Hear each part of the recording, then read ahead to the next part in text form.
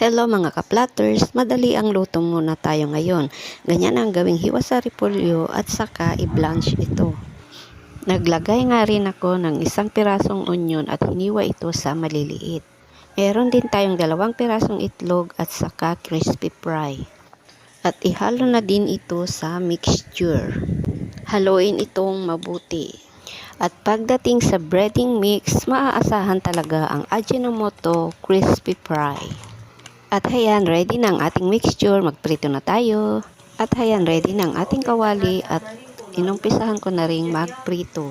Balik na rin para maluto din yung other side. At ayan, luto na ang ating cabbage patties. At hindi lang pang ulam, pwede ring gawing palaman. Masarap siya at malinamnam. Okay, hanggang dito na lamang. Try nyo din minsan.